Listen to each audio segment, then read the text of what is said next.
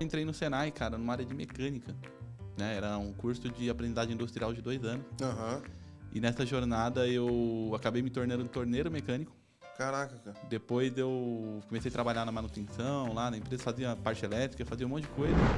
Falei, cara, você tem inglês, né? Tenho. Você quer participar de um projeto bem legal? Chega aí te mostrar uma oportunidade, tem uma Ele falou, oportunidade. ele falou, pô, meu, vou poder treinar meu inglês? Vai, cara. Fica tranquilo. Aí fomos, cara, era o Open Bank. E a gente vê, cara, um movimento um pouco diferente do Open Finance, né? Pro seguro já é muito diferente, porque banco você usa constantemente. Seguro, você contrata. Se Deus quiser, não usa. Se Deus quiser, você não vai nem usar, cara.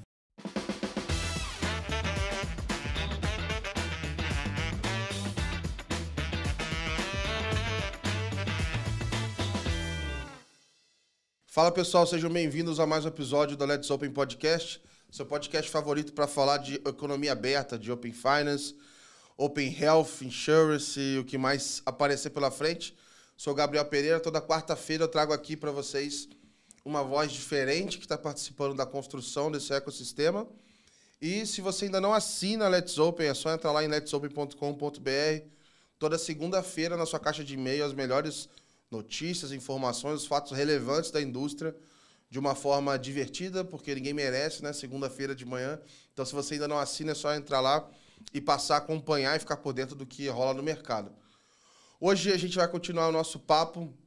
A gente vai falar com uma figura conhecida. Quem eu acho que acompanha a newsletter e vê as notícias já deve ter visto ali algumas aspas dele ali e tudo mais. Hoje a gente vai conversar com o Head de Open Finance e de Estratégia Digital na F-Câmara, o Lohan. Seja muito bem-vindo aqui, cara. Obrigado por aceitar e topar participar aqui do podcast. Pô, Gabriel, eu que agradeço o convite. Admiro demais o trabalho que você vem fazendo. Você mudou a voz aí do mercado de Open desde quando você começou. É fantástico o conteúdo que você traz, o conhecimento, né, que acaba educando todo mundo que participa. É um prazer enorme estar aqui com você, cara. Obrigado aí pelo convite. Boa, obrigado você. Hoje a gente está estreando uma sala nova aqui do estúdio. A galera aqui está sempre inovando, mudando aqui. Então, cada hora a gente está com um cenário. E é um dia especial também porque a gente está logo depois do Febraban-Tech. Apesar da gente não saber ainda que dia que esse episódio vai ao ar, hoje é logo um dia após. Então, assim, aqui, ó, só na base do energético para a gente aguentar essa maratona que foi. Mas antes de entrar no que está rolando de mercado, cara, vamos, enfim, conhecer um pouco mais da tua vida, cara. Me conta um pouquinho de você aí, sem falar de... A galera rouba, assim, cara. Eu peço pra contar sem falar de trabalho, a galera já começa... Ah, porque na empresa tal... Pô, me conta um pouco de você sem falar de trabalho, cara. Legal. Bom, legal. Eu nasci, cara, e cresci no interior, num distrito industrial chamado Terra Preta. Fica em Mariporã, isso daí. Caraca. É uma cidadezinha bem pequena até hoje. E... Cara, a minha carreira era outro mundo, né? Não tem como não falar sobre isso, mas antes até de falar um pouco disso, eu cresci muito aficionado por coisas novas. Então... Você está quanto tempo de São Paulo, mais ou menos? Cara... 1 hora, sei lá. Agora é cerca de 2 horas, né? Que agora é em Bragança Paulista, que eu moro lá, fica um pouco mais afastado. Quando eu morava em Terra Preta, dava 1h15, 1h30 ali, né? O que complica é quando chega na Marginal em São Paulo para frente. Fernão Dias para lá é mais tranquilo, a gente vai... Existe torcedor do Red Bull Bragantino ou é lenda isso? Existe, cara. Olha, lá o negócio é forte. Eu seria o torcedor do Red Bull, cara. Inclusive teve um jogo do Flamengo agora, né? Sim, meu Deus, cara. Não lembro disso não, deixa quieto. Cara, o Flamengo é impressionante, ele sempre perde pro Red Bull Bragantino, cara. É impressionante. Não importa o time, vai lá e vai perder. Vai perder. É complicado. E, olha, trava a cidade, hein? Quando tem jogo do Bragantino, e é lá, né? No caso, no estádio lá, trava a cidade.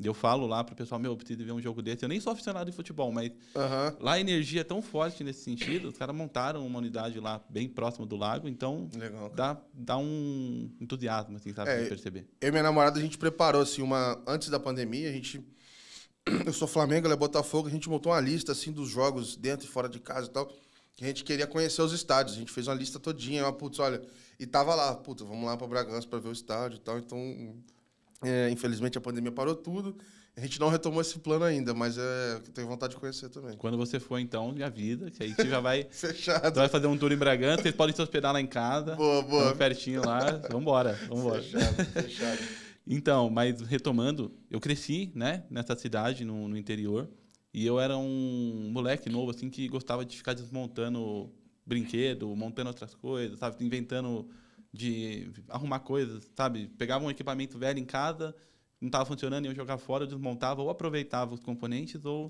arrumava, acabava funcionando na cagada. Eu sempre estragava, eu não arrumava, não. Eu só quebrava mesmo. Então. E aí, eu nesse começo, cara, de vida ali, meu pai, né, ele sempre, você tem que buscar o Senai. Vai buscar o Senai, vai estudar no Senai. Eu era adolescente ali. Ele me pôs num curso de computação com 13 anos em São Paulo. Falou, você vai começar a pegar ônibus, vai começar a sair daqui dessa cidade, eu não quero que você fique preso aqui. E comecei a fazer um curso de informática básica, né? E aí, depois eu entrei no Senai, cara, numa área de mecânica. Né? Era um curso de aprendizagem industrial de 2 anos. E nessa jornada eu acabei me tornando torneiro mecânico. Caraca, cara. Depois eu comecei a trabalhar na manutenção, lá na empresa, fazia parte elétrica, fazia um monte de coisa. E aí eu tive contato com máquinas CNC, que aí envolve mais tecnologia, né? Envolve programação, um outro rolê. Por mais que seja super curioso, é como se eu estivesse ouvindo quase que um replay que o Léo, da Visa, ele também teve essa experiência de passar pelo Senai e entrar numa parada super técnica ali, que, cara, eu nunca imaginaria. Agora, eu imagino porque ele me falou, senão eu ia falar isso pra você também. Eu falei, cara, eu nunca ia chutar que, tipo assim, o cara passou, eu tava lá como torneiro mecânico, aprendendo toda essa bagagem de implementação, de indústria, etc., e em algum momento esse cara vai parar na tecnologia e tá em Open Finance hoje. Meio aleatório, né? Tipo... Só que aí, cara, foi desse jeito. E aí, nessa época, quando eu era mais novo, eu tentei, na época, montar uma empresa de desenvolvimento de sites, né? Era a Pazeto Com, olha que nome criativo. Boa. E aí, era Pazeto Comunicação, né? Então, ficava Pazeto Com. E aí, a gente desenvolveu alguns sites para algumas empresas, principalmente lá, porque lá era um distrito industrial, então a gente saiu... vendo que empresas lá não tinham site ainda. Maneiro. Fazendo um marketing boca a boca ali, batendo porta a porta e desenvolvendo sites, né? E aí eu resolvi, eu estava muito na dúvida se eu ia para a área de mecânica, se eu ia me especializar em engenharia, ou se eu ia para a área de tecnologia. E aí, conversando em casa, lá com meus pais, tudo, me falou, eu acho que você tem mais a cara de tecnologia, você gosta mais disso, brilha mais seus olhos.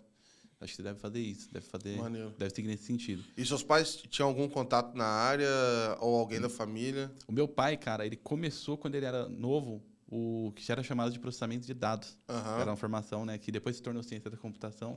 Ele chegou a começar isso daí, mas ele parou no meio do caminho. E a minha mãe, ela se formou, depois também de um tempo, na área educacional mesmo. Ali ela formou em letras, deu aula por muitos anos, né? E aí... coordena hoje a escola, até hoje. Está quase se aposentando, mas está nesse ramo ainda. Então, nenhum era da área de tecnologia. Mas é uma baita visão deles não estarem assim, na indústria e te incentivar e entender que aquilo é um caminho legal. Assim, né? Exato, exatamente. E aí eu fui, cara, entrei na ciência da computação, comecei a estudar, fiquei maluco, cara. Falei, isso aqui não é para mim, é muita loucura. Eu já tinha visto muito cálculo. Não deixa de ser, né? Até hoje. Exato, cara. Mas é muito Às vezes cálculo, a gente pensa isso. E eu cheguei a desistir, cara. Eu parei. Caraca, cara. No 3º semestre da faculdade, eu tranquei a faculdade. E aí eu voltei a praticar um esporte que eu gostava bastante. Eu fazia trilha de bike. Eu gostava, eu sempre pedalei quando era moleque. E aí eu comecei a fazer downhill, cara.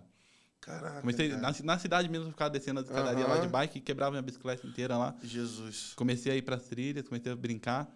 E aí eu tava um dia descansando, cara, assim, lá. E eu falei, legal, hoje eu tenho 19 anos.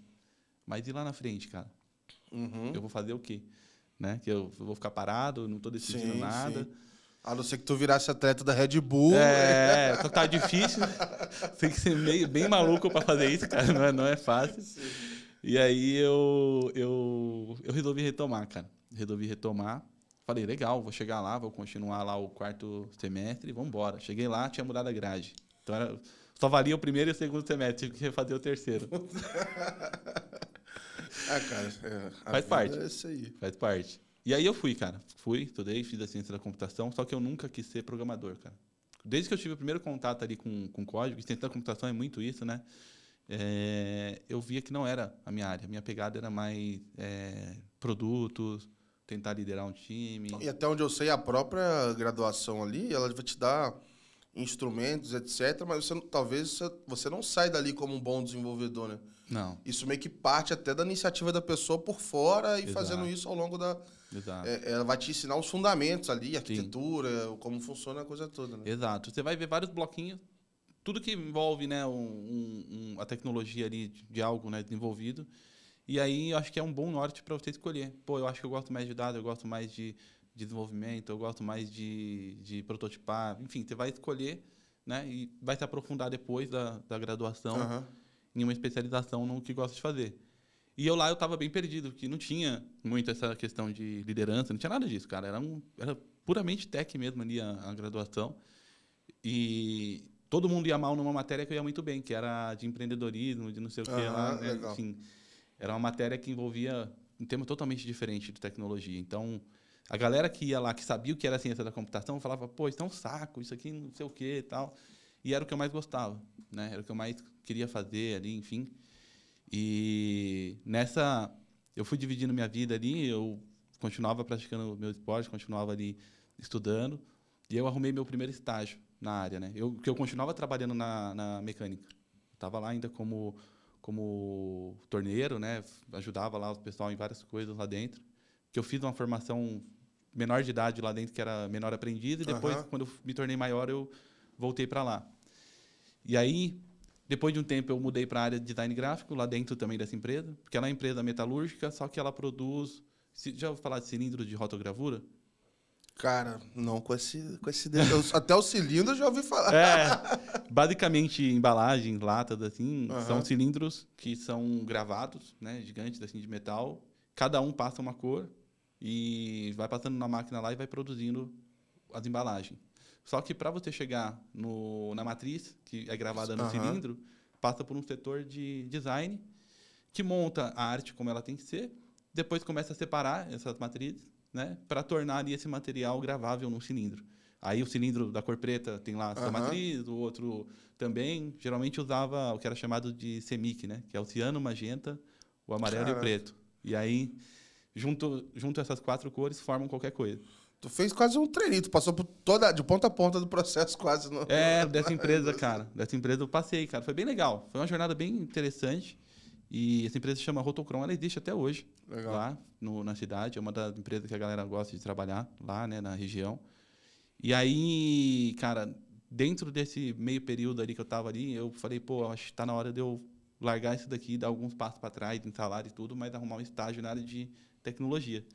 Senão não vou conseguir arrumar um emprego. Vou terminar a faculdade e tal, vai ser bem mais difícil. Esse momento é doloroso também, né? É doloroso. Pô, reduzir a remuneração...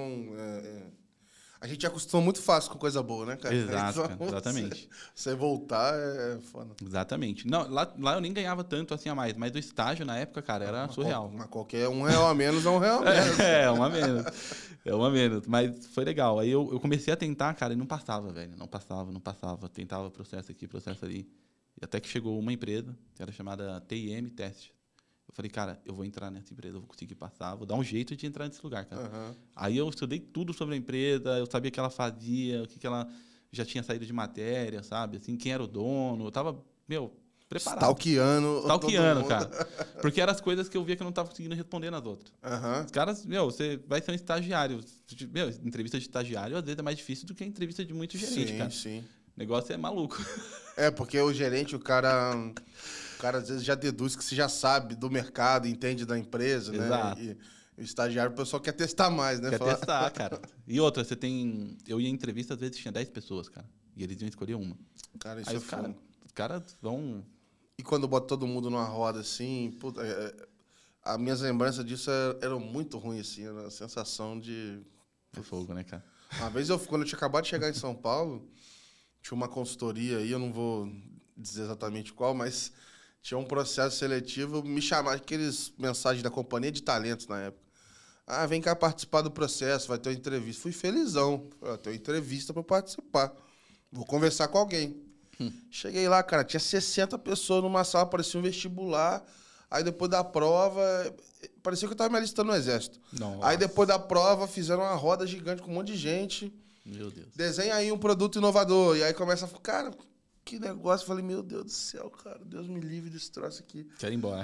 Cara, aí assim... Era assustador, assim. Então, assim, era na batelada. Vamos contratar 200 estagiários e aí ia fazendo esse peneirão, assim. Caramba. É meio triste, assim, essa fase. Eu acho que não mudou muito ainda, não. Óbvio que tem lugar que tem um tratamento diferente e tal, mas, a grosso modo, enfim, às vezes esse é o caminho que o estagiário tem que seguir e, infelizmente, não é o melhor. Exato, exatamente. E aí, cara, mas faz parte, né? Acho que não mudou mesmo muita coisa até hoje. Dependendo da empresa, ela vai fazer um processo que envolve muitas pessoas. Ela vai ter que fazer um drill down ali, ir selecionando, eliminando. Não, essa chamou ainda, né? Tem outras que já nem respondem, né? Só Então. Essa etapa passou para online, né? Todo mundo faz a prova online, e enfim. Já faz essa eliminatória. Mas aí, continuando, foi nessa empresa, né, que aí eu acabei passando, consegui entrar, né? E eu era um estagiário de informação ainda, estava no meu segundo ano, depois que eu voltei, né, na faculdade. E lá na TIM, eu acabei sendo alocado na B3, só que era a BMF Bovespa ainda. Caraca. Eu fui alocado na B3, que era o maior cliente deles lá na época. Pô, baita oportunidade, né? Foi, cara. Foi uma baita oportunidade. E eu lembro que eu não tinha nem dinheiro pra comprar roupa, cara. E a B3 eu tinha que andar com social, cara, tudo, sabe? Você, tipo assim, literalmente você tem que pagar pra trabalhar, mano. Cara, era isso. Mas eu falei, caramba, a bolsa e tal, né? Todo mundo. A galera lá gosta de andar com crachá no pescoço na rua, assim, sabe? Eu faço parte aqui e tal. Eu achei muito interessante, cara, essa jornada. E foi um contraste muito grande pra mim, né? Que eu era do interior. Cheguei em São Paulo, fazendo faculdade, e depois caí numa... Para lá no centro, na bolsa. Na bolsa, cara. É um mundo muito diferente. Muito diferente. Sei lá, o site que tu fazia por uma indústria lá da tua região, podia... de repente ficou offline um dia, deu um problema e tal. Agora tu tá trabalhando na bolsa, mesmo. Tu tem que confirmar 200 vezes que você fez tá funcionando. Exato, cara. Exatamente. E esse me lembrou até um negócio, cara, da época de site aí, que realmente uma vez caiu. Caiu o e-mail, cara. Caiu o e-mail do cara. O cara migrou, ele não fez só o site com a gente. A gente tinha se tornado parceiro da Wallhost na época. Só que eu fiz uma configuração errada lá, cara, o e-mail do cara parou. Imagina, cara RH, comercial, todo mundo, Nossa não senhora. funcionava. Ele me ligou, eu não atendi, era cedo, sabe? Eu tava acordado ainda. Daqui a pouco eles estavam batendo na porta de casa. Interior, né, cara? Os caras sabem onde você mora, sabe tudo. Estavam batendo na porta de casa lá, velho. Eu não sabia nem o que estava acontecendo. Tinha gente lá em casa querendo saber o que estava acontecendo. Caraca, bem-vindo à tecnologia. Ali eu entendi, cara. Vai criando casca, né, cara? Ali... E você, você pensa, você moleque com 19 anos de idade, chega uns caras de 40 e tantos já brigando, já... Você não tá preparado, né, pra lidar com a treta ali, cara. É parte do jogo. Que bom que aconteceu lá, porque agora você já tá com mais bagagem. Mas aí, voltando, quando eu fui pra Bolsa, eu comecei a trabalhar no projeto do IPN, que a Bolsa, ela tava fazendo a unificação das clearing com Chicago, e aí tinha o novo sistema de garantias, tinha o IPN, e eles tinham um checkout lá novo, diferente, tinha que ser feito. E eu era um analista de qualidade disso. Eu estava estagiando como analista de qualidade, tinha um baita de um time, tinham pessoas lá que eu tenho contato até hoje, que é muito massa, assim, muito legal. E foi uma experiência muito bacana, porque foi onde eu vi que, cara, tecnologia é um mundo gigante. Na Bolsa nem se fala, cara, o negócio é surreal. Quantidade de sistemas, de integrações, um monte de coisa que tinha ali dentro. E só o time de qualidade, a gente ocupava metade de um andar lá, assim. Era muita gente envolvida para garantir que esse negócio não desse problema depois, cara. Tem que ser a prova de erro, né? Exato, exatamente. Os caras, os gestores, eles estavam indo direto para Chicago, vendo lá como que ia ser essa unificação, trazia para a gente esses insumos, para a gente já estudar, para pensar no escopo de testes, enquanto o time de desenvolvimento, que era de outra empresa, estava lá fazendo o desenvolvimento. E depois, quando os caras entregavam os pacotes pra gente, cara, a gente já tinha mais de 2.000 testes diferentes prontos para fazer, assim, já preparado, falando, agora vamos embora. E testava tudo, cara. Tudo. Performance, vários testes alternativos. Não era só caminho feliz e alguns cenários tristes, não. Era algo bem mais profundo mesmo, sabe? E foi uma experiência muito bacana para ter o primeiro contato ali com o mercado financeiro, que era para mim, assim, uma sopa de letrinhas, assim, cara, infinita. Imagina tu entrar, vamos dizer assim, do nada, tu entra na bolsa... Enfim, primeiro estágio, cara, da vida. Certamente você não conseguia imaginar o sistema se comunicando na tua cabeça. Sim, eu tenho muito isso, sou muito visual, cara. Então, quando as pessoas me explicam as coisas, eu vou tentando desenhar na minha cabeça como é que as coisas se conversam. Eu tenho, às vezes, um pouco dessa dificuldade quando começa a falar alguns assuntos de Web3, mano. Nossa. Porque conecta assim, faz assado, aí eu tento desenhar na minha... Eu falo, cara, não entendi esse fluxo. É melhor ter uma lousa, né? Desenha aqui na lousa aqui pra mim, cara. Exato. Eu sou muito assim, puto. Vem cá, deixa eu desenhar. Se eu não desenhar, eu não consigo entender. Eu te entendo que eu sou igualzinho, cara. Então, imagina se tu acabou de chegar... Bom, até hoje, assim, já com algum tempo de mercado financeiro, tem várias coisas que tem que ir pegando devagar e tal para conseguir entender. A gente está numa área que você tem muitos produtos diferentes, cada um tem uma realidade, cada um tem um sistema, e, ao mesmo tempo, essa quantidade de infraestrutura nova surgindo toda hora. Exato. Então, assim, não dá para ficar parado, assim, cara. Tem que estar sempre curioso com alguma coisa nova, porque tá tudo se conversando, né? Exato, exatamente. Mas foi isso. Minha vida, ela foi muito, cara... Os desafios foram chegando e eu tive que ir aprendendo. Né? Foi bem assim. Eu fui lidando, fui aprendendo, fui dosando e... Legal. E vamos embora. Acho que o mundo é feito de pessoas para isso, né, cara? A gente vai um se ajudando, um outro ali. Cara, é a melhor parte. Assim, eu tenho uma... Na minha visão, assim, quando você tiver, sei lá, mais velho, etc., muito do que você vai estar fazendo na tua vida tem a ver com a rede de pessoas que você tem acesso. Então, quem você foi conhecendo ao longo da jornada, etc., isso acaba influenciando muito na tua rede. Então, assim, o que eu vou poder fazer, com quem que eu vou falar, onde eu vou estar. Então, é muito bom cultivar esses contatos. E o que eu vejo, por exemplo, desde que eu vim para São Paulo, é que, literalmente, o mercado é muito pequeno. Você esbarra toda hora com alguém, e aí uma pessoa daqui, outra dali. Pô, ontem, sei lá, na Febrabantec, eu encontrei com um cara que, sei lá, eu não via há 10 anos, da época de empresa júnior, e aí o cara tava fazendo um negócio de investimento dentro da área de Open Finance, não, vamos falar, e tipo assim, às vezes você fala assim, eu nunca mais vou ver essa pessoa. Vai ver, vai voltar na sua vida aí, cara. Vai, porque aconteceu exatamente comigo lá no Febraban também, cara. Vai voltar na tua vida, cara. E você ficou até quando lá na B3? Cara, eu passei por lá, cara, foram quase 3 anos.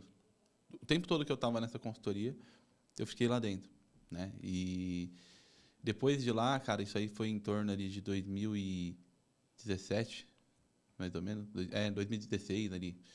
Eu fui, como eu era de uma consultoria de qualidade, eu fui para outro lugar, né? Eu fui para a Unimed, eu fui alocado lá para cuidar de projeto de qualidade voltados à vida, né? Então, seguro de vida, enfim, vários outros ali que estão no entorno disso, várias apólices. Só que aí foi uma temporada mais curta. Porque aí depois disso eu já estava buscando sair dessa área de qualidade e vir. Mas é muito louco como é que vai te dando repertório, porque esse conhecimento aí do mercado de seguro, hoje fala de Open Insurance, você tem uma visão que você pegou naquela época lá e tal. E aí, como é que foi tua trajetória até o momento que você foi parar na F-Câmara, ou o Open Banking veio antes disso? O que surgiu primeiro aí na sua vida? Primeiro foi a F-Câmara. Eu estava trabalhando lá na Unimed, e aí eu tinha um parceiro lá, que era o Thiago. A gente costumava chamar ele de Jamal, sabe o Jamal do filme lá? Do Milionário. E aí, a gente conversando sobre futuro, o que você quer ter? A gente era muito brother, assim, sabe? Tipo, cara, eu quero ter esse carro, quero fazer isso, quero fazer aquilo. Ele, você precisa sair daqui, você precisa ir para outro lugar e tal. E ele participava de um grupo no Skype. Usava Skype, cara. Caraca. Cara, você acredita que aí, na Febrabantec, eu recebi uma ligação. No Skype? Não. Aonde? Era uma ligação no celular, telefone normal. De uma pessoa querendo me fazer a propaganda para vender a parada do Skype, cara. Falei, meu irmão, nem sabia nem que vocês estavam funcionando ainda, você tá ligando. pelo telefone. Tipo assim, me manda em e-mail. Foi assim, assustador. Eu parar pra ouvir aqui, eu falei, cara... Caramba, meu. Eu não esperava. Eu poderia chutar qualquer... Eu já pensei que era alguma oferta de crédito, sei lá, mas, Qualquer coisa, né? Qualquer coisa. Ligação do Skype foi brincadeira, velho. Ai, caramba. Mas então, cara, a gente tava lá, um dia normal de trabalho. E ele tinha lá esse grupo do Skype, que era um grupo de vagas de TI. Até então, naquela época, acho que já tinha o começo do WhatsApp e tal, mas ele ainda não tinha muita coisa, sabe? Era bem limitado. Esse sabe? período, você falou que é 17, mais ou menos? Eu não lembro, nem lembro direito se tinha. Cara, acho que tinha. eu lembro de usar, sim, mas não era... Não era nada demais ainda. Né? Tipo assim, eu não lembro de ter, por exemplo, Telegram ou coisas Não. assim, bombando pra caramba. Não tinha. E a gente conversando, ele falou, cara, tem uma vaga aqui que eu achei pra você, cara. E a Unimed, ela fica na Avenida Paulista, sabe onde tem o Mac 1000 lá? Aquela construção gigante? Ele fica ali, naquela quadra ali, um pouco para trás ali. E a câmera fica lá perto da Consolação, na Bela Cinza. E aí ele falou, cara, tem uma vaga aqui. Essa empresa, eu já ouvi falar dela, ela é boa. E por que você não vai lá? Você não vai lá tentar? Porque até então, como ele entrou na empresa que eu tava, já como um cara sênior, ele ganhava bem. Eu, como eu era estagiário, era difícil eu conseguir crescer e chegar no nível dele. Assim, você meio que tem que... Cara, esses negócios acontecem no mercado, assim, né? Sim. Ele vai percentualmente em cima se a sua base é baixa, acaba demorando mais, né? Exato, exatamente. E aí, eu falei, pô, mas será que eu tô preparado? Ele falou, cara, tá mais preparado. Você já trabalhou aqui há muito tempo, todo mundo aqui vê como é que você faz, enfim e tal. E eu tinha uma certa insegurança, né? Mas normal. Eu falei, vou lá, vamos ver qual que é. Aí ele respondeu a mensagem pro cara, no caso era o Caio, que ele nem tá mais na Câmara hoje, e falou, não, beleza, manda meu telefone para ele aí. Aí ele me passou, eu chamei o cara lá, conversei com ele um pouquinho, ele falou, você consegue vir hoje aqui conversar? Eu falei, caramba, hoje, velho? Eu falei, vou perder meu almoço, velho, vamos lá. Aí fui, cara, saí caminhando na Avenida Paulista, fui para lá. Boa. Meu, ligeiro, fui para lá e cheguei com ele, sentei, levei meu currículo lá para ele e eu não tava... A vaga precisava de inglês, olha só, precisava de inglês, eu não estava fazendo inglês, eu me inscrevi no curso de inglês para pôr no currículo cursando. Naquela manhã ali, sabe, me inscrevi num curso online, assim, ó, cursando, acho que era o WhatsApp que eu tinha colocado, cursando o WhatsApp e tal, e, meu... Caraca, cara. Não tinha nem pago o boleto da matrícula ainda, mas tava fazendo inglês, cara. Pô, tô fazendo. Pô, cara, eu já... Teve uma vez, mano, que eu dei muito mole, mano. Eu, tipo assim, eu tinha feito mesmo, eu fiz igual a cara, eu botei, tipo assim, espanhol, eu acho que eu meti intermediário, sei lá, uma parada assim, mano. Nossa. Pô, irmão, falei, ninguém tá nem aí pra isso, né? Aí sentei lá na entrevista, o maluco começa primeiro a falar inglês, aí eu fui, já travadão por causa da entrevista e... Daqui a pouco o maluco meteu um espanhol. Eu falei, mano, vai dar não. Nunca mais me falaram dessa vaga. Aí eu deleto, velho. Por mais que eu tivesse uma noção básica, eu não boto nem o básico, tá ligado? Não. Falar, não tem espanhol, não tem. Não vale, cara, não vale. Senão o cara te joga na fogueira dessa aí, velho. Não tem nada que paga a vergonha que eu fiquei lá, velho. É sinistro, cara. Sinistro. É terrível, cara. Aí, cheguei lá, fomos conversar, cara. Era no edifício Lander, fica lá na Bela Sintra. Não é onde a Câmara tá hoje. A Câmara veio um pouco mais perto da Paulista. E aí, a gente entrou numa salinha de reunião lá, tal, uma salinha normal. Era pequenininha a Câmara na época. Tinha, acho que 200 funcionários na época. Pô, pequenininha, né? Porra, pequenininha é 20 funcionários. 200 já é grandinho, já. Lá ficavam uns 20. Na época, aí eu não conhecia, eu via os 20, né? Tá. Tinha uma galera remota que dava quase 200, mas era realmente, já tinha um Porsche ali até, né? Eram tudo alocados. Naquela época não tinha esse negócio de remoto, né? Então ficava tudo nos clientes. E aí ele conversou comigo e falou, pô, você consegue... O que você tá a fim de fazer aqui e tal? Eu falei, hoje eu sou analista de qualidade, eu me vejo como um pleno muito bom, tentando virar um sênior. Tô aprendendo automação de teste, enfim, contei minha trajetória, né? Que eu já contei aqui. E aí falei, eu acabei de começar um curso de inglês, porque eu quero também destravar isso, tal. E só que eu não tô afim de continuar sendo área de qualidade. Minha intenção é virar líder de projeto. Então vou fazer um Scrum Master aí, quero, né, gerenciar um time ali, cuidar de um projeto. Eu vendo área de qualidade, eu vi que eu posso ajudar em outras áreas. Depois quero, de repente, me tornar um PO. Enfim, eu tô afim de crescer, cara. E tô afim de gerenciar times. Eu não quero ficar fazendo qualidade. E aí ele falou, pô, que bom, porque a minha vaga aqui não é de qualidade. A minha vaga aqui realmente é algo... você começa fazendo isso, tem um projeto para isso, mas eu vou te dando mais espaço, né? Legal. Aí tinha um sulfite lá com várias perguntas. Tá disposto a fazer hora extra? Tô. Tá disposto, você vai assumir, vai vestir a camisa? Fui Sim. respondendo ali tudo. E aí, pô, ele falou, quanto você quer ganhar? Falei. Aí ele meio que ia, assim, tipo, negociar. Ele falou, tá bom. Você consegue começar a segunda?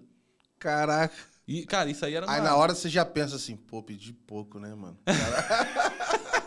O cara concordou direto, mano. Pô, mandei mal, velho. Meu, e assim, era, 2 vezes que eu tava ganhando, um pouco mais ainda, cara. Porra, animal. Falei, não, eu fiquei começo feliz, agora, eu vou nem voltar lá.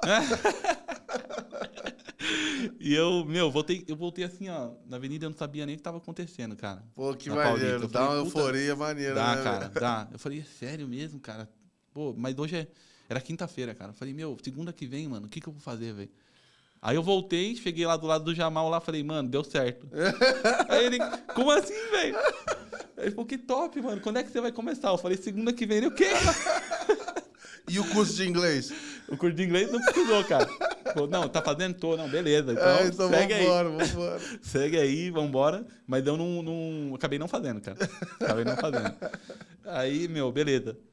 Comecei essa jornada, né? Eu terminei lá, eu fiz minha reta semana ali na Unimed.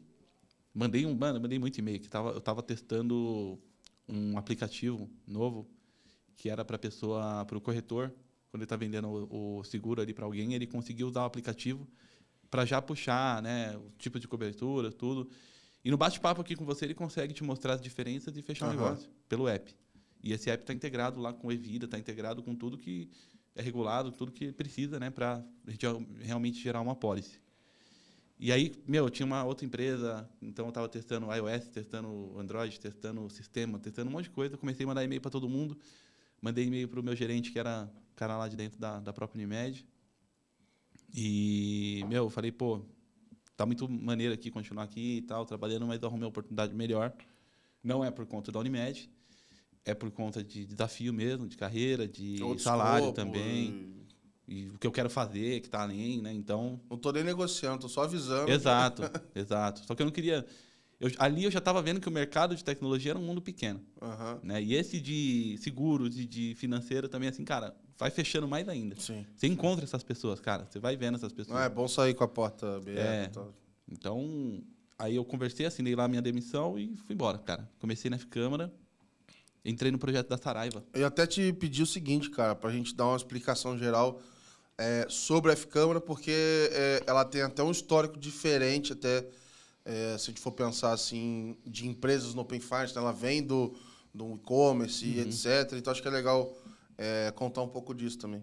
Legal. A F-Câmara, basicamente, ela nasceu muito forte mesmo em varejo. Ela começou muito com operações críticas lá atrás. E o próprio Fábio Câmara estava muito envolvido nesse projeto. Ele foi o primeiro MVP da Microsoft no Brasil. Então, ele tirou ali certificações, escreveu vários livros também. Legal. E era uma empresa pequena ali, eles cuidavam, né, desse negócio. Um dos primeiros clientes que a Câmara teve foi o Walmart. Então, eles tratavam... Quando você fala operações críticas, o que você consegue dar um exemplo? O que vocês olhavam? Cara, envolve sistemas que processam muitas informações, às vezes em datas sazonais, sabe? Que não poderiam, em hipótese alguma, sei lá, parar. Black Friday, Isso. eu tenho que manter tudo de pé. Exato. Como se fosse hoje uma Black Friday da vida, e você tem que garantir que está tudo funcionando e que não vai ter nenhum buraco depois. Venda de ingresso da Taylor Swift. Tá dando briga aí na rua, na internet. Dando briga, exato. Então, cara, era para evitar qualquer coisa desse tipo, né? Entendi, legal. Buraco fiscal depois, enfim, um monte de coisa.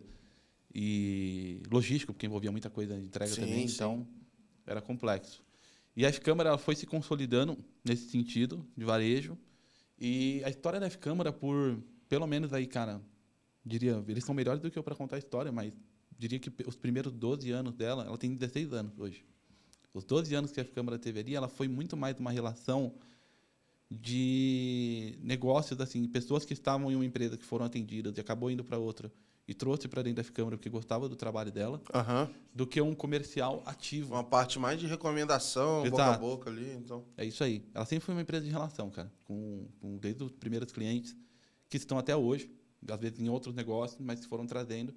E que esses caras saem de empresas grandes, eles vão para outras grandes, ou eles compram outras empresas grandes. Então, são empresas que conseguem contratar a Câmara e acabaram, né? Pô, eu gostei do jeito de vocês trabalharem, vamos continuar fazendo juntos. E a gente foi crescendo muito forte nisso e com uma pegada, assim, de levar tecnologia, né? Então, a gente, pô, qualquer segmento que a gente atuasse, a gente tinha capacidade humana de tecnologia. Então, a gente tinha pessoas que eram especialistas em diferentes áreas e a gente tocava qualquer projeto. De um tempo para cá, a gente falou, pô, a gente precisa se segmentar, se especializar em negócio. A gente tem que saber as dores do segmento que a gente está atuando. A gente não pode simplesmente ter uma empresa de tecnologia que aloca mão de obra. Né? A gente tem que ser diferente, cara. Até porque a alocação de mão de obra é um commodity. Né? Então, foi onde a Câmara mudou. A gente... E sofre na ida e na descida, né? Porque agora, do nada, baixou a demanda. Exato. É isso aí. Era bem isso, cara. Se é só braço para executar, é isso. Exato. E aí a gente... Eu entrei na Câmara, vamos fazer 6 anos, quase 7 anos aí. Caramba. Já. E, basicamente, quando eu entrei lá, eu vi parte dessa jornada começando. O mercado financeiro era um mercado que a gente até já tinha atendido alguns projetos, mas não como um segmento especializado nisso. E eu e o Caio, que era o cara que tinha me contratado, a gente pegou e falou, cara, e aí? Agora a Câmara vai se segmentar, o que a gente faz? Né? Vamos para agro ou vamos para financeiro? A gente foi até num evento na FIAP, um Agrotech lá, um evento muito top que eles fizeram. Tinha que ir lá na AgriShow, pô, lá no... cara. Pô, aquilo lá é loucura, velho. Loucura, né? A gente achou que a Febrabantec era grande. Lá eu tava falando com o pessoal, tinha que fazer isso aqui também. Lá o pessoal aluga carrinho de golfe para ficar andando. Porque não tem... Porque o negócio é um parque, imagina, às vezes vou expor um implemento agrícola de tamanho desse estúdio aqui. Como é que você vai deixar um trator em exposição, uma colheitadeira? Tem como, cara. É isso. Aí a galera anda a pé ou a galera da grana vai e aluga um carrinho, viu? Aí fica andando de carrinho. Os caras que vão comprar colheitadeira estão lá de carrinho. Né? Não, se tivesse o carrinho acessível na Febraban, eu era o primeiro a usar, né? Era cara. O primeiro. Exatamente. Mas ali tava difícil, hein, cara? Tinha tanta gente. Mas o cara do cachorro tava andando a todo momento. É verdade. Verdade, cara. Vou até mandar um salve pra ele, porque depois eu não aguentava mais o cachorro elétrico, o cachorro robô. Eu acho que tinha uns 10 espalhados lá. Não é possível, porque o cara tava em todo lugar com aquele cachorro pulando e fazendo pirueta. Cara, e tal. Tava. E no último dia ele tava mais acelerado, não tava? Eu vi aquele cachorro saindo correndo no corredor. Mas é engraçado assim, que ele andava, e aí se você não reparasse bem, você não viu o cara com o controle. Não. Porque o cara ficava andando com o controle pra trás assim, ó, e mexendo no cachorro, cara. Inclusive aquilo ali é um baita exemplo da, tipo assim, da inteligência artificial, tipo assim, ou quando o pessoal anuncia o MVP mostrando ali, mas por trás tá o cara mexendo na mão ali. Exato. É igual aquele episódio do Chaves lá, né? Pepe, já tirou a vela? Meio que nessa linha, cara. Você já viu esse episódio, cara? É muito engraçado. Fala muito disso, cara. Que é meio que ele fica mostrando, né? Vamos dizer assim, como se tudo funcionasse perfeitamente e tal, mas por trás... Exato, exatamente. Mas só para passar bem rápido. Aí foi para a área financeira. Para a área financeira.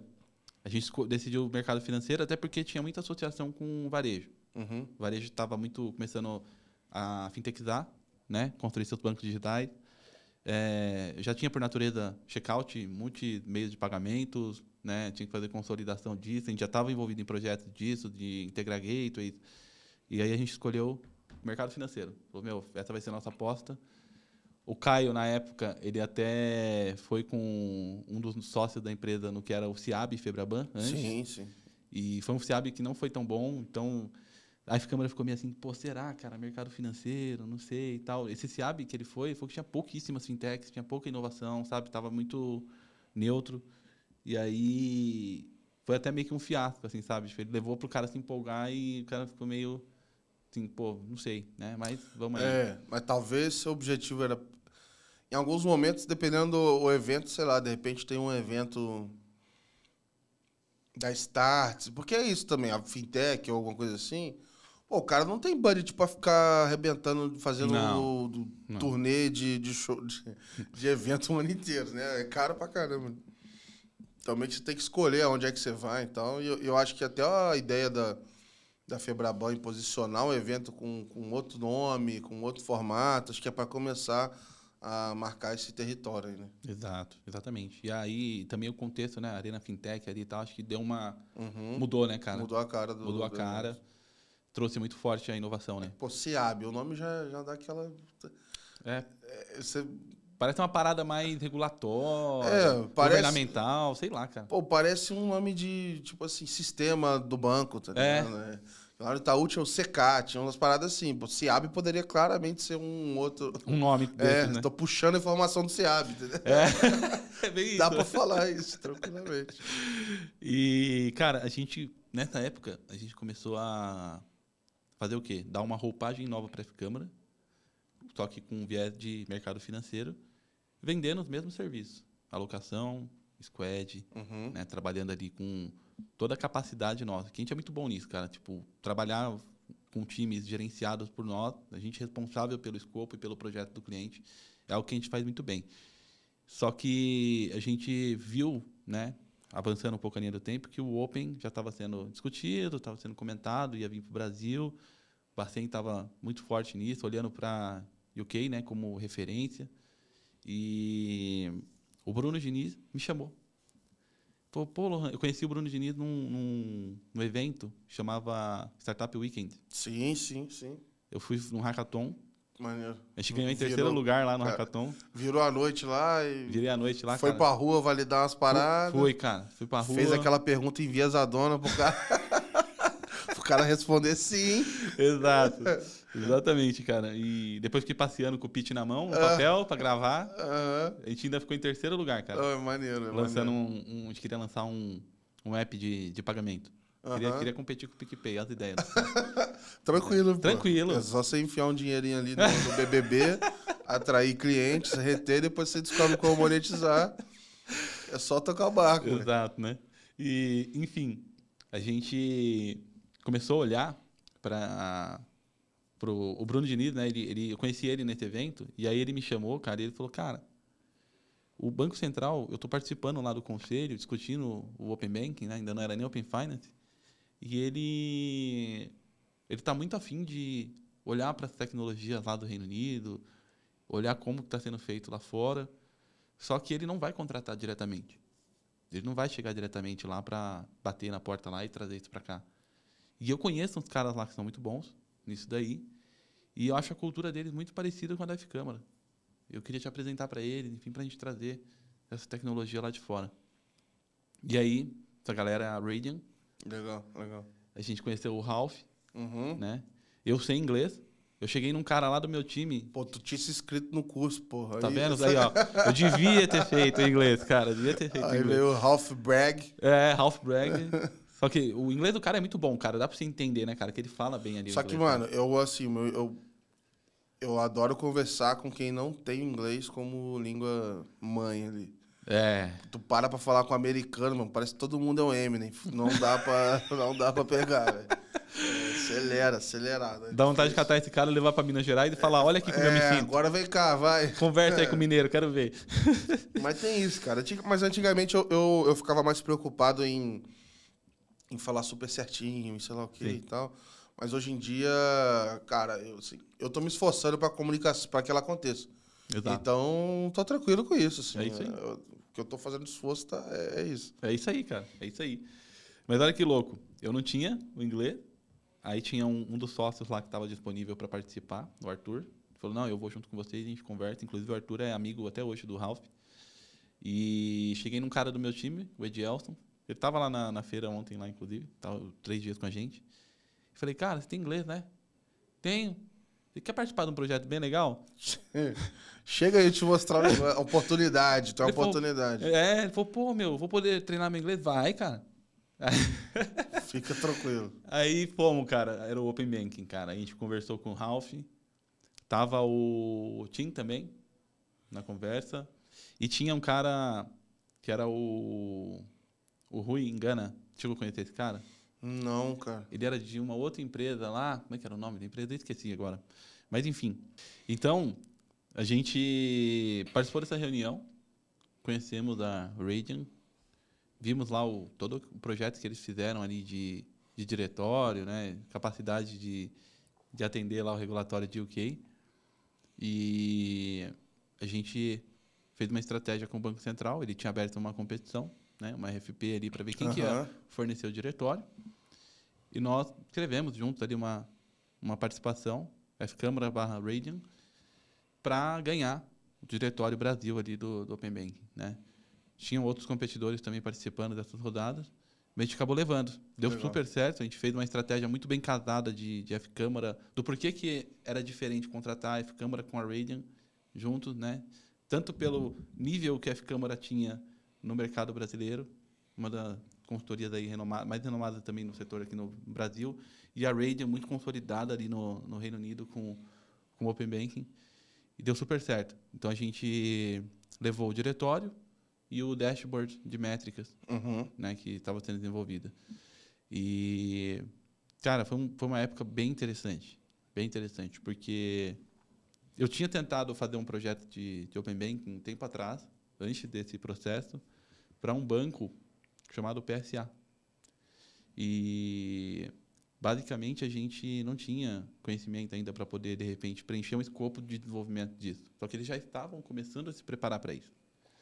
E aí, participar dessa RFP deu muita clareza de como ia funcionar tecnologicamente o diretório. Cara, o material nosso de proposta tinha 40 páginas. Tinha muita coisa. Detalhes de como ia funcionar, como que funcionava a arquitetura, qual era a segurança que tinha por trás disso. Caraca, eu até usar minha ignorância aqui, mas a primeira coisa que me vem na cabeça, a pergunta é, cara, por que precisa de tanto detalhe a construção do diretório? Assim, minha imaginação é que o diretório, perto do ecossistema como um todo, talvez ele fosse menos complexo. Assim, eu acho que é até legal explicar isso, cara. O que é a complexidade do diretório, como que ele se relaciona com o ecossistema, por que todo mundo vai passar, vai ter que entrar lá e lá vai ser assim, qual que é o papel do diretório? Assim, acho que é legal explicar isso para o pessoal também, que talvez só entra no site lá e vê listado as instituições, mas não tem noção do que acontece por trás. Assim. Legal. O diretório ele tem um papel-chave, né, de ter um orquestrador ali do ecossistema. Então, o Banco Central ele tem controle de todas as instituições que, né, voluntárias, obrigatórias, né, e que estão se submetendo à jornada do Open Finance. Isso é igual no Open Insurance também. E ele tem um painel gerenciador ali de todas essas instituições, que inclusive controla todos os aspectos ali de software statement, todas as soluções que essas instituições estão provendo, quais são os endpoints que elas vão utilizar para isso. Então, é uma ferramenta bem robusta, que garante ao regulador ser a peça central desse jogo. E uma coisa que muita gente acaba, talvez, assim, não entendendo bem, é que o diretório, na hora do compartilhamento do dado, ele não está no meio ali. O dado não passa pelo diretório para chegar da instituição A para B. Então, é uma ponta que vai entre as duas direto. Só que no momento em que está sendo compartilhado ou no momento que está sendo dado um consentimento, é feita uma validação no diretório. Ele habilita aquele cara a fazer aquela chamada. Exato, a fazer essa chamada. Então, isso traz uma segurança, né, para nós somos cidadãos. Se o diretório cair, parou tudo. Exato, porque basicamente a gente tem lá o DCR, né, o Dynamic Client Registration, que ele valida a instituição, se ela está habilitada, se ela pode fazer esse processo ou não. Imagina para hacker se isso não existisse. O cara poderia construir um app se passando por um banco, pedindo consentimento e, de repente, ter acesso a todos os seus dados. E poderia, porque, cara, o OpenID tem bibliotecas públicas. Você pode ir lá pegar e, de repente, tentar montar. Mas talvez, por ser um app hackeado, por trás ele não faria nada disso. Né? Sim. Então, tem uma robustez muito grande. Então, ele, vamos dizer assim, ele fazendo uma analogia aqui, é como se ele fosse porteiro de um prédio. Sim, mas ele é meio que a materialização ali das definições do regulador, né? Então, por exemplo, se o regulador autorizou ou não, etc., essa é a ferramenta por onde ele aplica as regras e normas que ele definiu. A quem vai participar, quem não vai, quem está autorizado ao quê. Exato. E é por isso que a partir daí vocês têm a parte toda de métricas, né? Isso. A gente desenvolveu... O portal de métricas ele é um aparato adicional. Que ele vinha ali com um poder de transparência, principalmente, né, de mostrar para todas as instituições como elas mesmas estavam performando, né, dentro de todos os requisitos não funcionais exigidos ali pelo Banco Central. E a gente desenvolveu que era aquela primeira versão que tinha, eu lembro de acompanhar. Que tinha no ar. Sim. Ela acabou saindo fora, né? Depois veio o PCM aí, enfim, mais para frente. Mas naquela primeira versão tinha lá exposto mesmo, assim, de todas as instituições, qual que era a taxa de assertividade das chamadas de APIs, que tinha que ter sempre um range alto, qual que era a velocidade em milissegundos que elas estavam respondendo, né? E ia se desdobrando ali num dashboard que a gente, basicamente, coletava informações que as instituições tinham enviado para o diretório, a gente coletava esses dados, tratava eles do nosso lado e expunha isso no dashboard, para que ficasse visível para todos.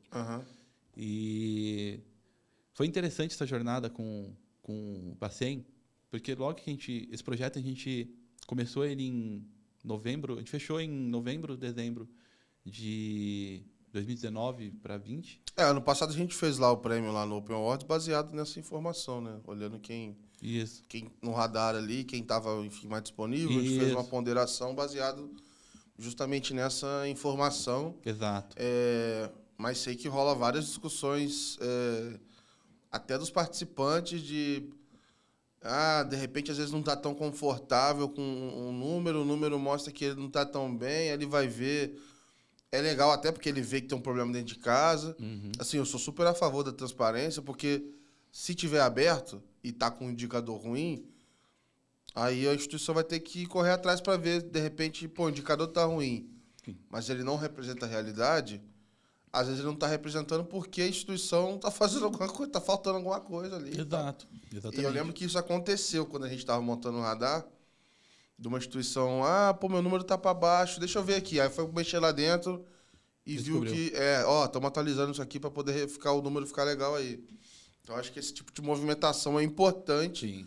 Porque, cara, isso é um indicador da movimentação do mercado. A gente tem que ter, cara. Exato. E, para mim, o objetivo principal, cara, dele, assim, ainda está muito ligado ao cidadão que compartilha dados. Por quê? Se uma instituição, ela, digamos que talvez até por própria vontade ali, né, propositalmente, deixa um pouco mais lento o ecossistema dela de consentimento. Cara, quem que aguenta ficar esperando alguma coisa carregar hoje? Ninguém, cara. Sim. Todo mundo desiste, né? Hoje em dia, cada vez mais as pessoas exigem que sejam rápidas as respostas, os retornos ali de qualquer coisa que ela estiver fazendo. Então, se propositalmente uma instituição pudesse deixar um tempo de resposta menor, né, o tempo de carga de uma tela ali da jornada de consentimento para outra pior ali, enfim, né, carregando, pensando, muito menos, eu imagino, acredito que teríamos muito menos consentimentos dados, né? Então, a transparência versus a regra, né, e obrigatoriedade de todos garantir a performance, e no final é entregue lá para o cidadão, né, que tem que ter uma jornada fluida.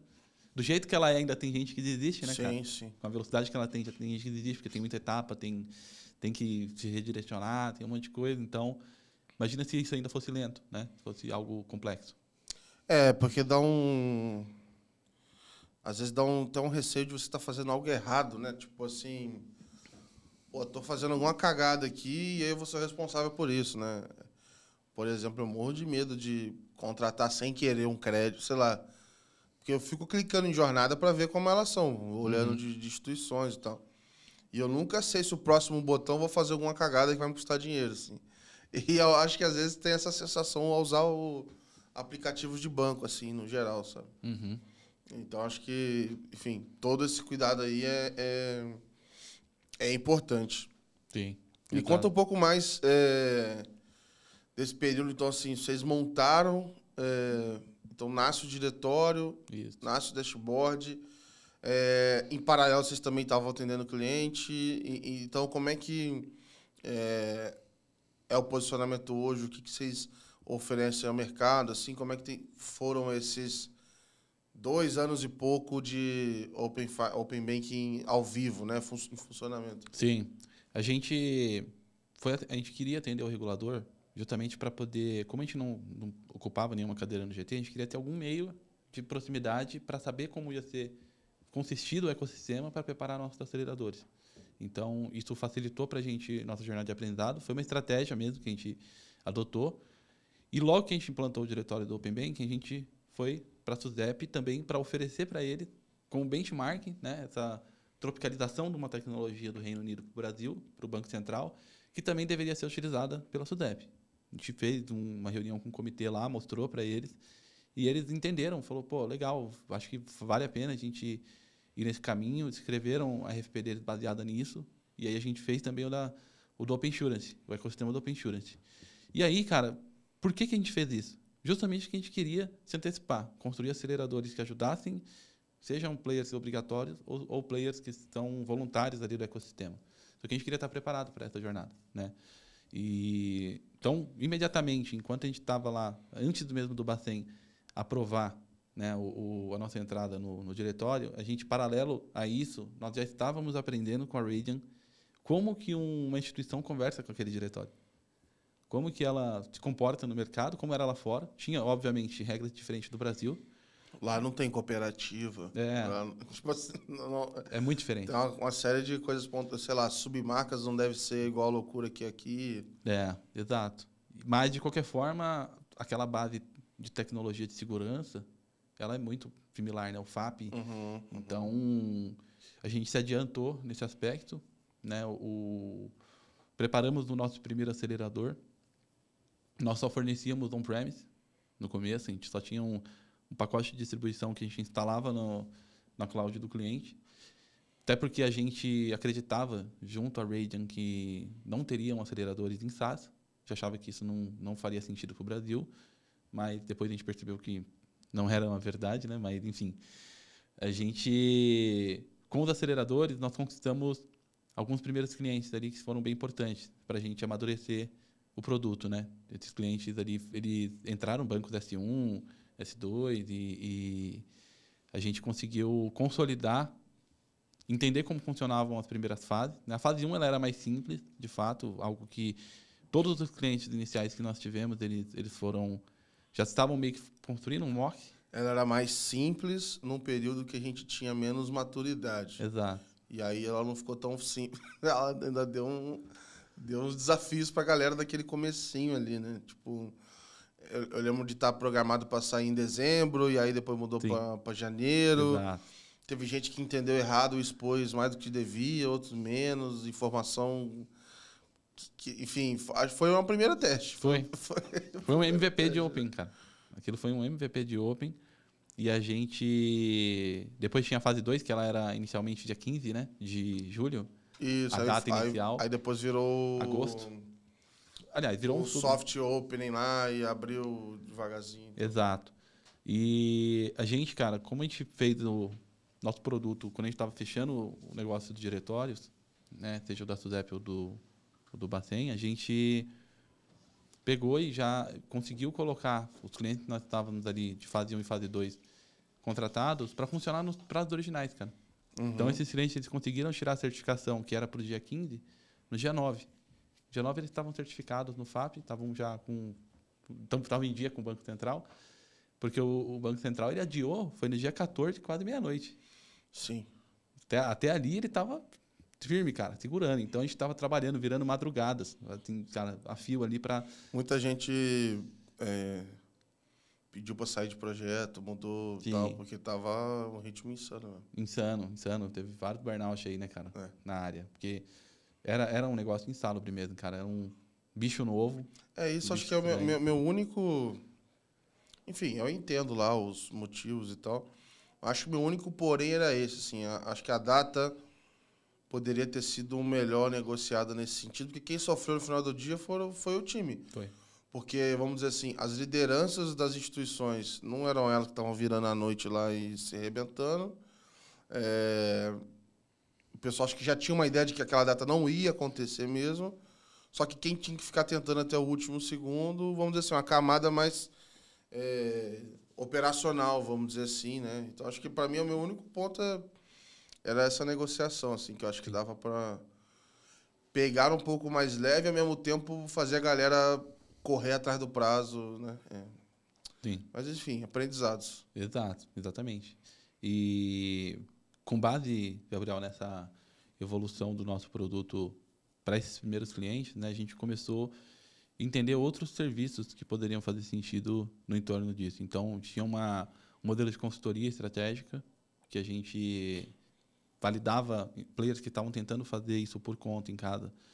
O que exatamente eles tinham conseguido já fazer, o que faltava eles construírem. E começamos a entender como a gente poderia modularizar o nosso produto para resolver essa parte específica que ele não estava dando conta. Geralmente, a parte mais bruta do negócio ali, que era o FAP, a galera estava pedalando bastante no começo, que era muito diferente. A certificação exigia muitas etapas ali, né? Os testes são... Vocês também... você deve ter falado com vários players. E, com certeza, a galera lá no começo sofreu para certificar a primeira vez a solução. E era curioso, assim, porque... o certificado, eu lembro, na época que eu estava no Itaú, assim, quando a gente conversava do time de negócios ou coisas assim, o certificado era uma... Não sei, a minha percepção é que era se imaginado que era algo simples como um certificado de PJ, para fazer, emitir nota, assim, era isso. Vamos fazer, autentica e vai e tal, é só renovar, etc. E eu lembro de correria, chegando perto, cara, Não tá sai. travado o certificado e tal, e ao mesmo tempo, pô, eu não posso ficar pensando em certificado, porque eu tô fazendo a jornada aqui e tal, e meio que chegou uma hora lá que cada um sentava na mesa para contar o que estava funcionando e o que não estava funcionando, o certificado começou a se tornar um tema relevante ali, porque realmente não estava saindo, que era um negócio que estava preocupando todo mundo. Exato, exatamente. Eu acho que foi um dos principais motivos do adiamento. E o medo era esse, pô, imagina. Sai vários bancões e eu não saio. Exato. Aí, pô, vai ficar feião na foto. Exato. Por mais que tecnicamente não ia. Pô, sair um dia depois não ia impactar o soft open do Open não ia mudar o jogo. Exato. Mas para a imagem, obviamente, pesa pra caramba. Um dos nossos clientes dessa época, ele queria ser o primeiro. Ele queria ser o primeiro em tudo. A gente garantiu para ele top 3.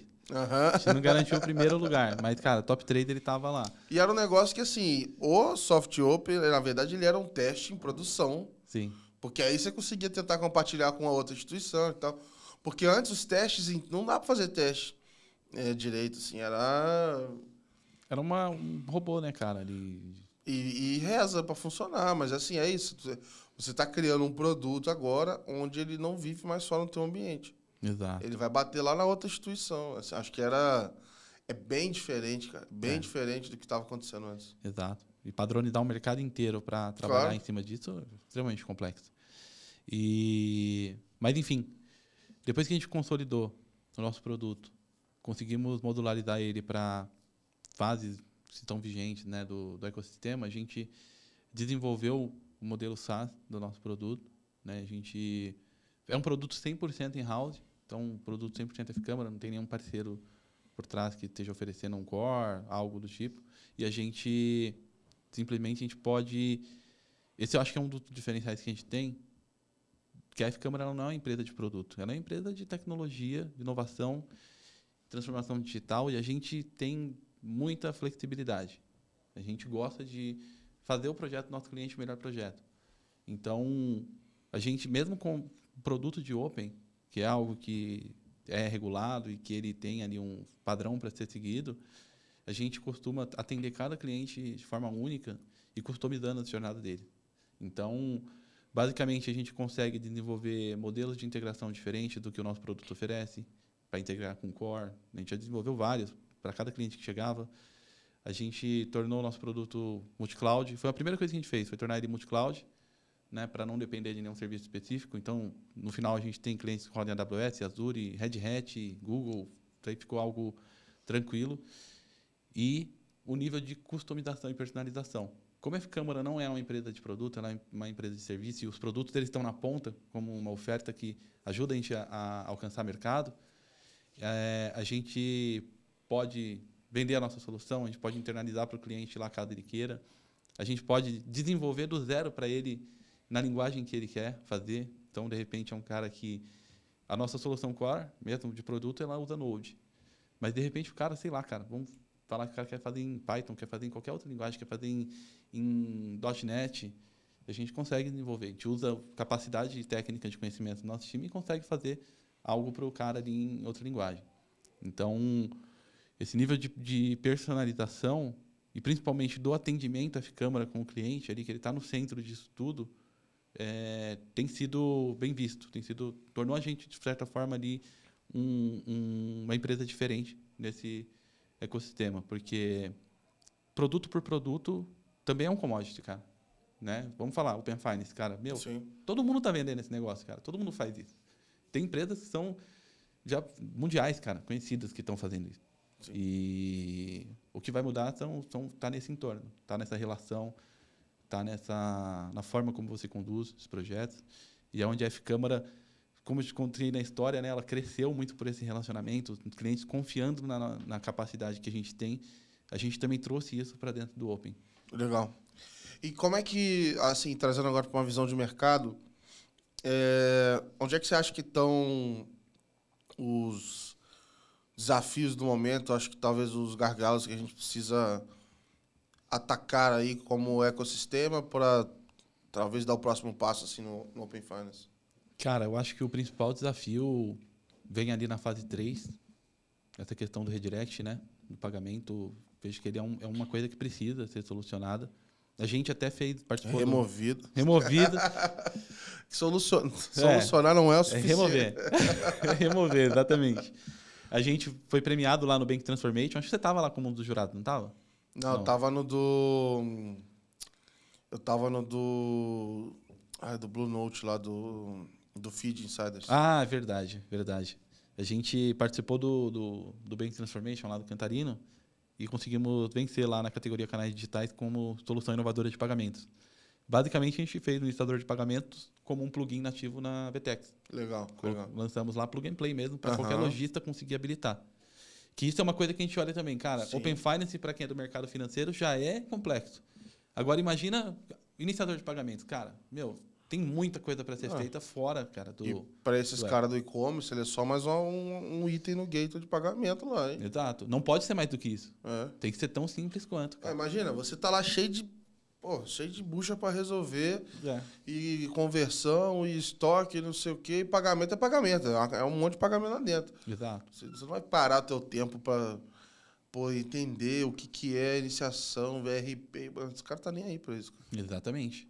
E quando a gente chegou, né, no varejo e começou a contar do iniciador, que ele ia tirar aquela, né, obstrução da jornada de compra, do cliente ter que abrir o app dele, ir na área Pix, usar um copia e cola ou um QR Code, os caras ficaram animados. Eles ficaram muito animados. Só que a jornada do redirect, o cara olha e ele fala, isso aqui é o 3DS. É a mesma coisa do 3DS, cara. Há pouco tempo, eu lembro de... Tinha um negócio de pagar com o Itaú. Eu não vou lembrar o nome da solução que tinha, mas era tipo um débito online do Itaú, antes da iniciação. Que era isso, ele te redirecionava, tu tinha que dar sorte do teu navegador, seu navegador bom, seguro e sei lá o que, ter alguma coisa instalada. Aí você conseguia fazer o pagamento pelo Itaú mesmo lá e tal. Mas era isso, travadão. Sim. Se você tivesse, na época a gente usava, como é que era o nome? Tem um aplicativo, o Guardião, que era o aplicativo do Itaú, dependendo do lugar, ele abria o Guardião do teu PC, aí tu fazia o pagamento e tal, e voltava. Exato. Então, olhando para essa ótica, né, do varejo, que ele tenta cada vez deixar a jornada mais curta, compra em um clique, algo muito simples para a pessoa não desistir da compra, o iniciador... Está na contramão ainda. Está na contramão ainda. Então, eu fico muito feliz de ver que isso está sendo bem discutido, né, cara? E a intenção é realmente remover o redirect, e ele precisa mesmo, cara, por uma questão de transformar mesmo essa experiência. Ser competitivo, né, cara? Exato. Pra ser uma jornada viável, né, cara? Como alternativa. Senão o cara vai fazer aquilo, não sei por quê. Então. E eu acho que eu tenho um espaço legal, porque por mais que o copia e cola seja legal, eu acho que ele... Pô, total aqui data Gabriel, tô tirando da minha cabeça aqui, mas eu tenho uma hipótese de que o copia e cola ele não é inclusivo, assim. Do tipo, muita gente... Sei lá se, porra, mano, meu pai vai copiar a parada e... Meu irmão... Beleza, copia. E aí, onde é que eu colo isso? Meu pai fica só aqui, ó, mandando joinha no WhatsApp, tá ligado? Ele não vai ficar... Vai achar que é golpe, sei lá, velho. Então, acho que quanto mais fácil ficar pra galera usar, eu acho que vai fazer a diferença. Eu queria aproveitar para abordar com você também a área de Open Insurance, cara. Como é que estão essas conversas agora? Em que fase que tá? Enfim, queria ouvir um pouquinho de você. Legal. A gente, no Open Insurance, a F-Câmara, ela administra ali os portais. A gente fez lá o mesmo caminho do diretório. E o portal Cidadão, participante, área de desenvolvedor, PCM, métricas lá, a gente desenvolveu e administra eles também. E existem coisas que estão chegando, novidades que vão chegar para o portal do Cidadão, que envolvem inteligência artificial, mas eu vou guardar para ser anunciado depois. Mas depois a gente faz o lançamento. Então. Faz um lançamento, acho que vai ser bem legal isso daí. Mas no Open Insurance, cara, a gente tem atuado com clientes também, né? A gente atendeu a Liberty Seguros, que ela também tem dentro como submarca a Indiana Seguros. Foi o nosso primeiro cliente de Open Insurance que entrou na F-Câmara. E foi a primeira a ter um FAP, né, a certificação FAP ali registrada. A gente viu outras marcas ali se certificando, mas eram marcas de tecnologia, né, empresas que estão fornecendo também a tecnologia. E a gente vê, cara, um movimento um pouco diferente do Open Finance, né? Para o seguro já é muito diferente, porque banco você usa constantemente. Seguro, você contrata... Se Deus quiser, não usa. Se Deus quiser, você não vai nem usar, cara. Né? A não ser que é um fraudador, ele contrata para poder fraudar mesmo. Mas uma pessoa não quer, cara. Você tem o seguro para te proteger, mas você não está torcendo para alguém roubar seu carro. Sim. Você não está torcendo para morrer, para ativar sua pólice de vida. Cara. Se bem que tem uns caras que param o carro no lugar que inunda ali para fraudar o seguro. Isso tem. Mas o que a gente tem mais discutido, cara, com a indústria de seguros é como o Open Finance ele traz... O seguro, ele traz informações, cara. No compartilhamento de seguros ali, vem dados que podem apoiar de fato. Né? Dados que vão ajudar a seguradora A, com base na experiência que o Lohan teve na B, compor de repente, uma oferta diferenciada. Mas não muda tanto o jogo assim. O que muda o jogo dentro do seguro são dados de Open Finance. Então, a interoperabilidade ela é muito importante. Legal. Nesse processo.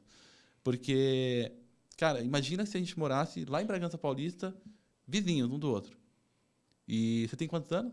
Tô com 31. 31. Eu também tenho 31. Cara, beleza. Ó, nós dois moramos na mesma rua, somos vizinhos, 31 anos de idade. A gente vai e compra o mesmo carro. Vamos pegar aqui, cara, tem um Golzinho. Golzinho 2020 e tal, visado de roubo, beleza. Os dois têm um Gol. Vamos pegar a mesma versão, mesmo modelo, tudo para não ter diferença.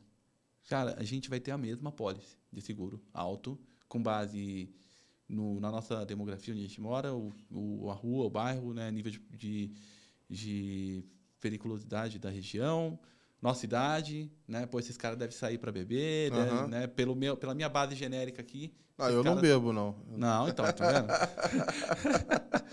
Então, legal. A gente ia pagar uma pólice igual, talvez outras pessoas também, talvez não, é assim, né? As pessoas pagam uma pólice ali iguais e maravilha.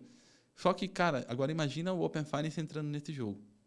Aí eu consigo diferenciar, por exemplo, que você vem todo dia para São Paulo, você sai de lá e vem todo dia para São Paulo, e eu sei disso porque você para abastecer o carro, você passa no pedágio. Exato, enfim, várias coisas. E almoça em lugares diferentes todos os dias, né? Come alguma coisa, compra alguma coisa. E você vê lá pelo meu extrato que eu tô iFood, quando eu compro, cara, não tenho gasto de pedágio, não tenho gasto de nada assim que envolva o carro. E você começa a perceber uma diferença. Fala, pô, acho que o Gabriel sai mais do que o Lohan. Mesmo sendo um Gol, o risco, tem mais risco com o Gabriel do que com o Lohan. Ele está mais exposto. Né? Tá mais na rua. De repente ele tá rodando numa área que tem um índice de furto, sei lá. Exato. Assim. Pô, o cara parou lá no posto da Marginal de uma região mó perigosa. Ele passa lá toda semana, cara. Toda semana ele come naquela conveniência. Lá é mó perigoso, entendeu? Tipo, isso muda totalmente o jogo, cara. Pô, vou te falar, eu tenho... Eu acho que eu ia ter receio de compartilhar... Tipo Dado assim, de Open Finance com a seguradora? tipo assim, mano, vou fazer o primeiro orçamento. Aham. Se tiver muito caro, eu falo, beleza, não tem nada a perder. Mas se tiver mais ou menos, vamos ficar com esse mesmo. Deixa aí. Cara, isso aí é igual à época de escola, cara.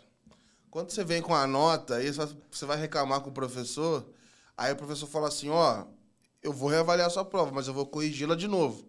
Sua nota pode abaixar ou subir. Fala, não, quero ficar com essa aí. Não vou tirar minha reclamação aqui, não deixa vou fazer. Aí, né? Deixa assim mesmo. É. Mas é muito louco. O potencial é enorme. Enorme. Exato. E, obviamente, ele pode prejudicar também. Né? Então... vai mudar a decisão. Acho que é legal ter mecanismos, e aí vai das organizações, de falar assim, olha, aqui a gente garante, no mínimo, manter a oferta. Exato. Porque talvez, estatisticamente, se ele fizer isso, talvez piorar. ele, individualmente, ele possa perder um dinheiro naquele cara, mas ele vai trazer tantos caras que vão melhorar a oferta dele, que aí se pagou. Então, talvez, estatisticamente, possa ser uma oferta para um banco que para de pé.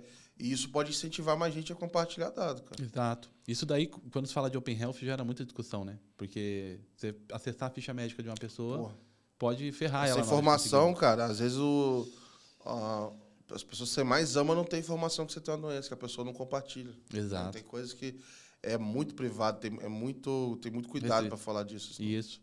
E aí tem uma parada que eu tava vendo no mercado, vi pouco, até nem sei falar muito sobre, mas é o Ethical Data, que é basicamente você ter um princípio de usar o dado quando for a favor da pessoa. Sim. Quando for a nível de repente, prejudicar ou inviabilizar a contratação de um produto, tem um nível que você pode chegar. Porque quando você tem um mercado gigantesco, cara, você não precisa pôr conta em cima só daquela pessoa. Mas tem umas perguntas que eu acho que não tem uma resposta fixa ou óbvia, que é o seguinte, cara. Você tirar o crédito de uma pessoa, necessariamente você está prejudicando ela, às vezes você pode estar ajudando. Pode estar ajudando? Mas, ou não, enfim, entendeu? É muito particular. Para mim não tem uma resposta óbvia. Mas acho que é uma discussão super importante. E quem buscar esses meios, igual o case que saiu recente do Banco do Brasil de comparar crédito. Ele mostra lá qual que é o maior, o pior, e se o dele for maior, ele mostra também. Então, assim, eu acho que a gente vai ter que chegar no momento e falar assim, olha, eu tenho que ser mais transparente, tá aqui, eu consigo garantir que eu não vou piorar. E eu já ouvi de players que estavam fazendo nesse sentido, assim, se o dado chegasse, ele já tinha uma oferta, ele compartilhou o dado, se ficasse pior, eles seguravam a bronca ali e tal. Porque senão é isso, cara, nunca mais o cara vai compartilhar. Não vai. E nós não estamos falando de uma coisa para um ano. Compartilhar informações vai virar algo presente na nossa vida para sempre, assim, né?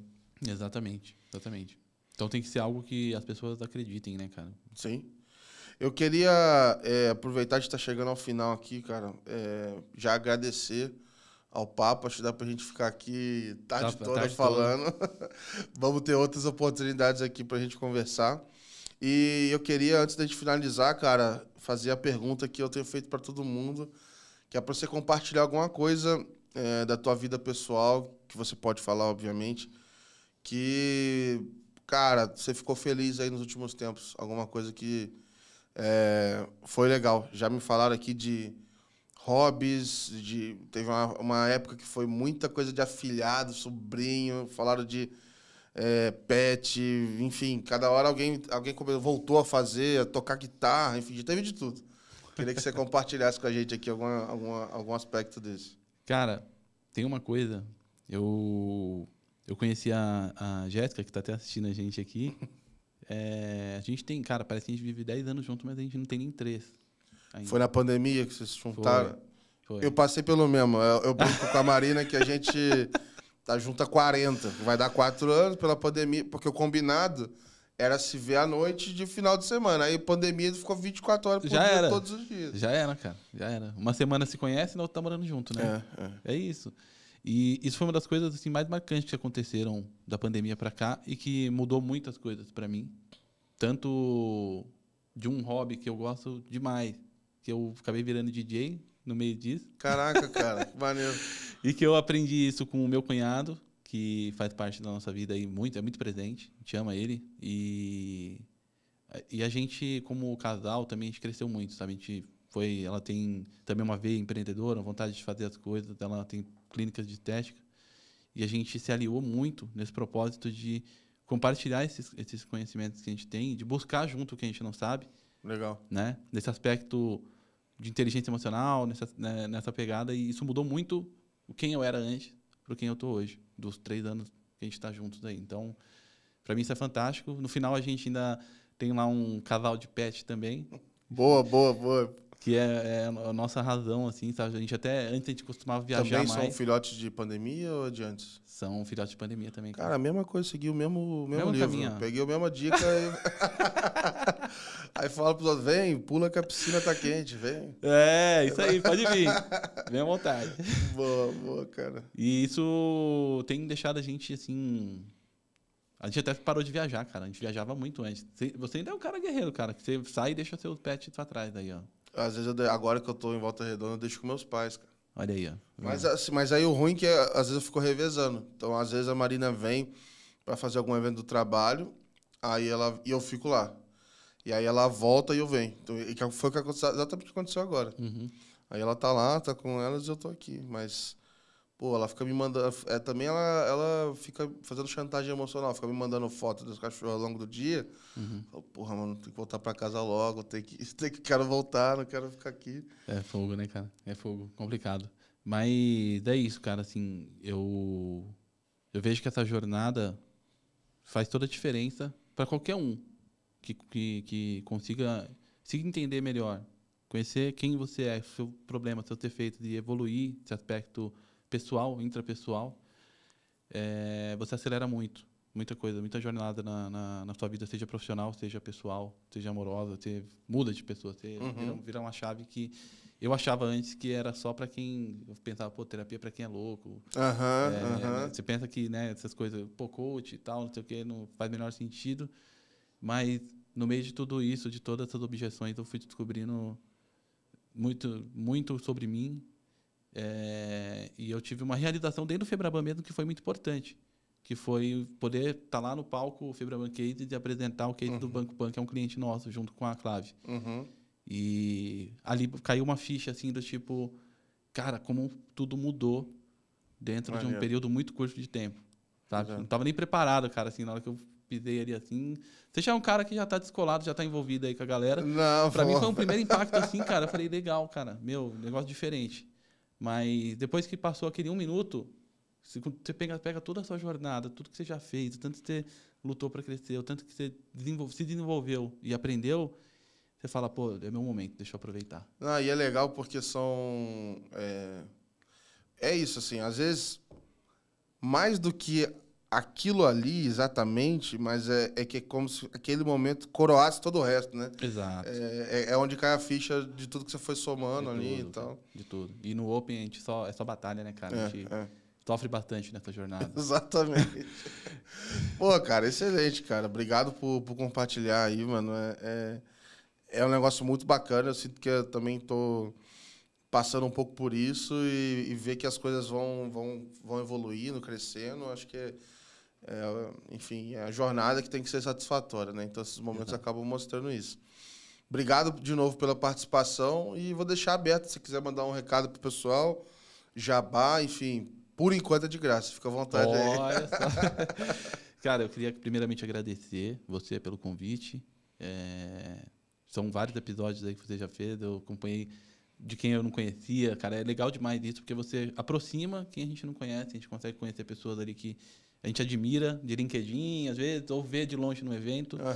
E aí você conhece a história da pessoa e fala, pô, meu, tem um ser humano por trás dali muito maneiro, né? Isso é bem legal. E pela oportunidade de estar aqui com você, cara, então, obrigado. E deixar o recado aqui pro pessoal, né, pro time. Obrigado pela força que vocês deram em todo esse tempo que a gente está junto. Tem um time, pô, tem um exército, cara, assim, são poucos, mas esses poucos, eles são muito aliados. A gente briga, a gente vai para cima, a gente resolve, a gente sai do outro lado. E a gente está num momento muito interessante da nossa história, que é os nossos clientes elevando o nosso NPS e ficando muito felizes com a relação com a F-Câmara. Nosso começo no Open ele foi até um pouco conturbado, que era algo muito novo pra gente. E todo mundo teve um percalço ali no início. Mas agora a gente conseguiu virar uma página e a gente está tendo relações muito sólidas com os nossos clientes. Então, quem estiver enfrentando problemas, quem estiver querendo discutir, quem quiser se aproximar da F-Câmara para entender como a gente está trabalhando, como a gente mudou essa jornada e tornou esse processo realmente simples, pode entrar em contato comigo, que a gente vai atender. A gente é apaixonado por Open e vamos fazer acontecer. Boa. Vou deixar os links aqui na descrição do episódio e tudo mais, o pessoal consegue te acessar. E obrigado vocês aí, mais uma vez, que acompanharam esse episódio. Ele não é de graça e você paga por ele dando o seu like, compartilhando no YouTube, no Spotify, manda no grupo lá do Open Finance Brasil. Eu não mando porque senão eu vou ficar mandando toda hora, fazendo jabá. Então, vocês podem mandar. Então, fique à vontade, mande lá. Obrigado mais uma vez por acompanhar e a gente se vê por aí. Abraço.